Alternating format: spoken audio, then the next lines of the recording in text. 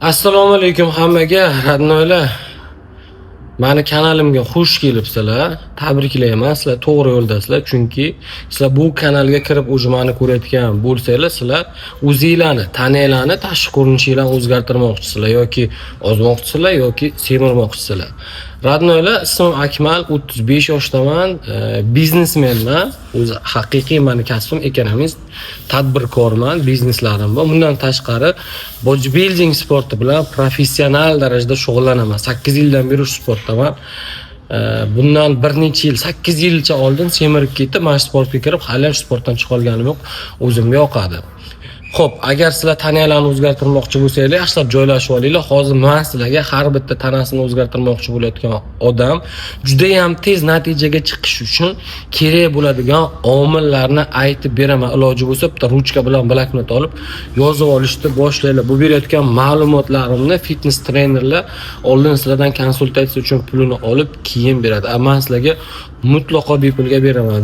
Videoga like bosish, kommentariyaga men aytayotgan gaplar rostmi, yolg'onmi, kamchiliklarimni yozinglar, podpiska bo'lib olinglar. Hali zo'r videolarni yana qo'yib beraman. Xo'p.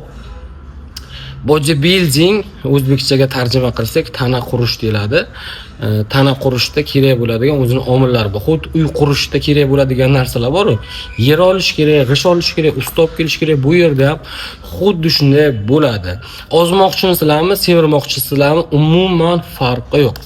Xo'p, ozmoqchi bo'layotgan odamni misolida ko'rib chiqamiz. Ozmoqchi bo'layotgan odam nimalar qilish kerak, nimadan boshlash kerak, qanaqa ovqatlanish kerak, qanaqa rejimda yurish kerak. Xo'p, birinchi navbatda bizga plan kerak bo'ladi. Konkretni plan bo'ladi. Plan bo'lmasa, reja bo'lmasa umuman foydasi yo'q. Qani biznes qilayotganda ham reja tuzamiz u. Uylanayotgan paytimiz to'yda rejasini tuzamiz, uy qurayotgan payt reja tuzamiz. Xuddi shunday bizda ham tana qurayotgan paytimiz bizga reja kerak bo'ladi. Rejamizni birinchi qismidan boshlaymiz. Men necha kilogramman? Men necha yoshdaman? Bo'yim qancha? Yoshim nechida? Mana shularni yozamiz. Ikkinchisi, men qancha kilogram vaznga tushmoqchiman? Men qancha kilogram vaznga tushmoqchiman? Endi realnisini yozamiz. Qancha vaqtda men qancha vesga tushmoqchiman? Nerealni narsalarni yozmaymiz. Bir oyda 20 kilogram ves tayyorlash bu nerealni narsa. No, bir oyda 4-5 kilogram ves tayyorlash bu realni erishsa bo'ladigan holat. Shuning uchun realni yoziladi. Deylik 80 kilogramli odam bo'lsa, men 2 oyda 70 kilogram vaznga tushaman deb bugungi chislosi bilan o'sha tushmoqchi bo'layotgan chislosini aniq 100% yozish kerak. Rejamizning birinchi qismi mana shu bilan o'zimiz haqidagi ma'lumotlar 2 oy ichida chiqmoqchi bo'layotgan maqsadimizni konkretni yozishimiz kerak. Aniq faktlar bilan yozishimiz kerak. Ikkinchisi, tana qurishda eng kerakli bo'layotgan narsa bu ovqatlanish bo'ladi. To'g'ri ovqatlanish, PP, правильное питание deydi. Buni ko'pchilik dieta bilan adashtirib yuborishadi. Правильное питание bilan dietani farqi bor. Dietada siz ovqatlardan chegaralanasiz. Ovqatlanish hech mumkin emas bo'ladi. To'g'ri ovqatlanishda bizda chegara yo'q. Xohlagancha yesangiz bo'ladi, faqat kaloriyalarni, ovqatlarni hisoblab yeyinglar. Qorni ochgan payt xohlagancha yesa bo'ladi. Bu qanaqa bo'ladi? Tarelkalarni 3 ga bo'linadi. Tarelkamizni 3 ga bo'lamiz. Bir qismida uglevodlar joylashishi kerak. Uglevodlar bizga energiya beradi. Ikkinchisi oqsil bo'lishi kerak. Oqsil tanamizda go'sht qurishga yordam beradi. Hamda uchinchisi kletchatkalar bo'lishi kerak. Kletchatka ovqat hazm qilish hamda vitaminizatsiyaga javob beradigan narsa bo'ladi. Bir boshidan boshlaymiz. Ertalab, zavtrak, nonushtaga nima yesam bo'ladi deb o'zingizlar savol berasizlar. Men o'zim har kuni ovsyanli kasha yeyman. Yoki pachkaligidan yoki korobkaligidan suvga tayyorlab yeyman. Yoki tuxumni qaynatib yeyman. Hali ovqatlarimni, videolarini ham qo'yib boraman. Bemalol ko'rib tanishib olasizlar. Shuning uchun sizlar o'zingizlar yozishinglar kerak. O'zingizlarning hayotingizdan kelib chiqib ertalab zavtragimda nima yeyman? Zavtrak soat nechta bo'ladi? Rannoylar zavtrak ertalab 7:00 dan 9:00 gacha majburiy qilish kerak. Vaqtim yo'q, xohishim yo'q, afsani kasham yo'q degan narsa bo'lmaydi. Sizlar o'zingizlar xohlayapsizlar, o'zgarishni, bahona qilishni to'xtatinglar. ikkinchi ovqatlanishimizga kerak bo'ladigan narsa tamaddi qilib olish deyiladi. Bu 10 bilan 11 oralig'ida qornimiz och qolgan payt meva yeyishimiz kerak. Tabiiy mevalarni yeyishimiz kerak. Olma, nok, banan, pulinglar bo'lsa yana qimmatlashib tepaga chiqib ketaveradi. Eng arzon variant bu olma bilan banan bo'ladi. Agar meva topa olmasanglar, tvorog yesanglar bo'ladi yoki yogurt yesanglar bo'ladi.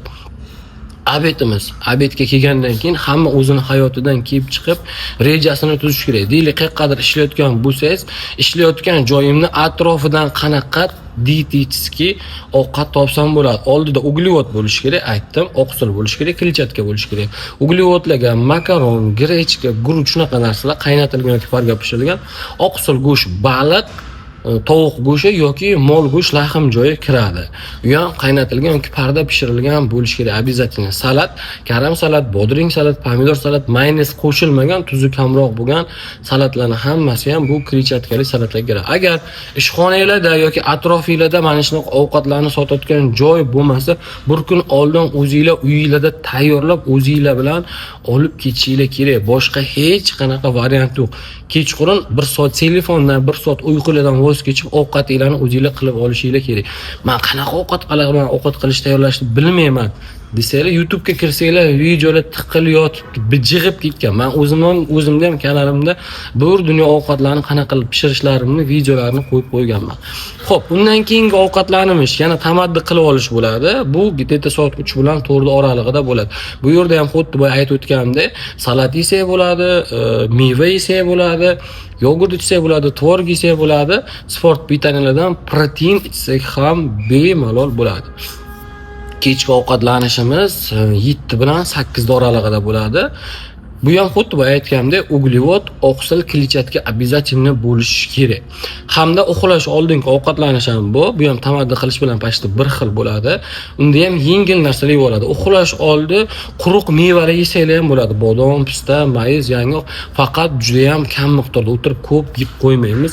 Bu ham bizga zararga ishlashi mumkin. Xo'p, nimalardan cheklanishimiz kerak? Nimalardan o'zimizni uzoqlashtirishimiz kerak?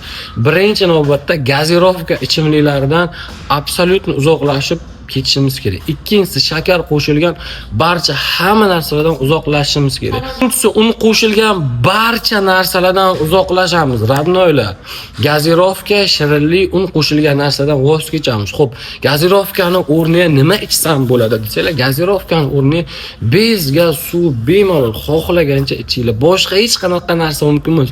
O'zingizlarni chalg'itib, fort ichishga qidirmanglar. Sok ichsam bo'ladimi? Borjom ichsam yo'q, mumkin emas. Nimaga mumkin emas deylar? Gazli ichimlik erkak kishining testosteronini o'ldiradi. Testosteroningiz tushib ketgani uchun sizlar mana shunaqa semirib ketgansizlar yoki vazn ololmayapsizlar. Ikkinchisi, shakar ham xuddi shunday. Narkotiklar ro'yxatida o'ziga o'rgatib qo'yuvchi moddalar ro'yxatida butun dunyo bo'yicha birinchi o'rinda turadi. Shakarga odamlar juda o'rganib qolgan, har kun iste'mol qilishadi. Shakarni o'rniga nima yesam bo'ladi desanglar, meva yeysizlar, meva. Boya aytdimmi, poldennikka meva yeysizlar dedim, bu tabiiy shakar. Buni sizlarga hech qanaqa zarar yo'q, faqat foyda olib keladi. Sun'iy shakarda bizga juda katta zarar bu. Qonimizdagi kerak moddalarni ko'paytiradi, semirtiradi, kuchli energiya beradi va hokazo. Hamda uchinchisi, un uglevodga kiradi, to'g'ri, lekin kuchli uglevodga kiradi. Juda ham kuchli uglevodga kiradi. Undagi energiyani sarflash juda qiyin bo'ladi. Shuning uchun unli mahsulotlardan ham absolyutni voz kechamiz. Xo'p, tana qurishdagi ikkinchi omil, asosiy omillardan bittasi bu uxlash, uyqu jarayoni bo'ladi. Mana shu joyda juda ko'pchilik xato qilib qo'yadi. Juda ko'pchilikni qiladigan xatosi.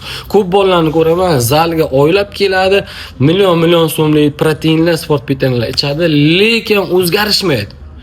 Keyin o'ylayverishadi, nima olimdagi odam mendan keyin zalga chiqdi-yu, bu tez o'zgaryapti, men o'zgarmayapman.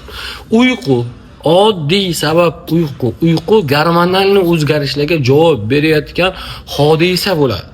Biza uxlagan paytimiz o'zgaramiz, biza ovqat yegan paytimiz, zalga kelib trenirovka qilgan paytimiz o'zgarmaymiz. o'sha hodisalarni uxlagan paytimiz organizmimiz ishlashni boshlab, tanani o'zgartirishni boshlaydi. Degan ovqatlarimizdan kerak bo'layotgan narsalarni olib, kerakli moddalarni olib, tanani qurish kerak bo'layotgan joylariga yetkazib berish jarayoni uyqu bo'ladi. Uyqinglar kamida 8 soat bo'lishi kerak. Kamida, eng kamida 8 soat. 8 soatdan kam uyqu umuman to'g'ri kelmaydi tana qurayotgan odamga. Hamda uyquning ham vaqti bor. Kechqurungi soat 10 dan ertalabki soat 6 gacha eng zo'r payti bo'ladi. Buni olimlar isbotlagan, bu meni gapim emas. Butun dunyodagi olimlar eksperiment qilib isbotlashgan. Tana o'zgarish uchun moddalar almashuvining eng zo'r vaqti hisoblanadi. Hozir любой odam o'nga uxlolmaydi, telefon jinnisi qolgan odamlar hop maksimalni 12 gacha uxlashinglar kerak. 12 dan 8 gacha uxlab o'zingizlarga kelib olishinglar kerak. Mana bu ikkinchi eng kerak bo'layotgan omil. Hamda uchinchi eng kerak bo'layotgan omil trenirovkalarimiz bo'ladi. Qanaqa mashq qilishimiz. Mashq qilishda ham ko'pchilik sportsmenlarni, mashqlarga kelayotgan odamlarni qilayotgan xatosi bor. Har kuni shug'ullanishadi. Yoki betartib shug'ullanishadi. Bir kun kelishadi, tanani 3-4 ta joyiga ishlashadi.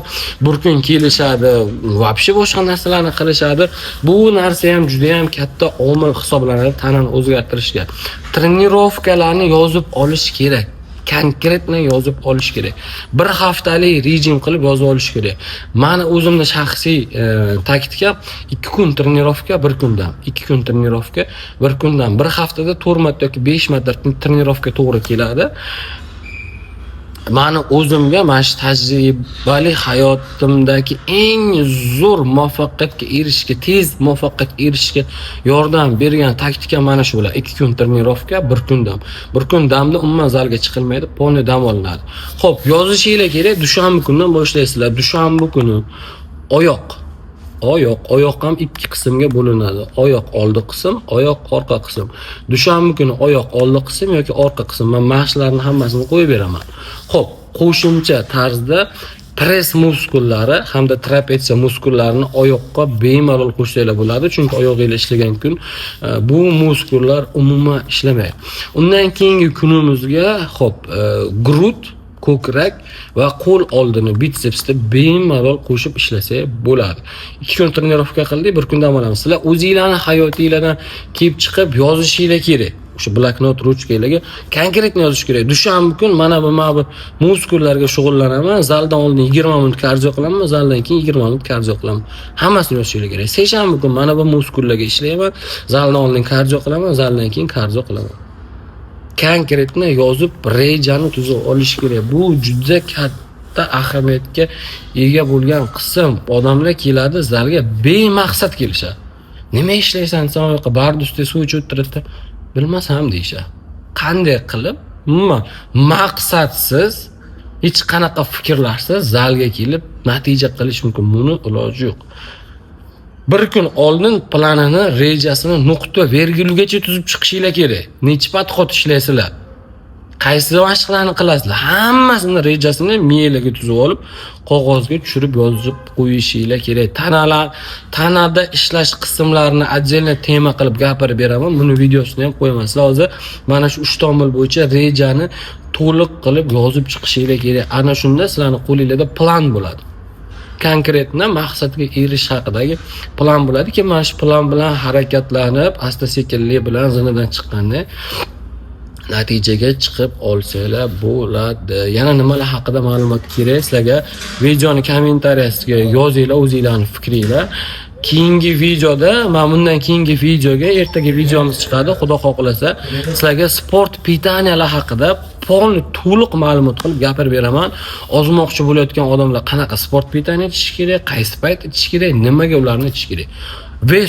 Vest tayyorlayotgan odamlar, vest olayotgan odamlar hammasini sport pitaniyalar razbor qilib, bidan iynasigacha qaysi payt ichiladi, qanaqa dozirovkada ichiladi, hammasini aytib beraman. Radnoylar, sportchilar bilan bo'lsin, o'zingizlarni aslaylar, iloji boricha har kun video ma'lumot qilib qo'yishga harakat qilaman. Charchamanglar, sog' bo'ling.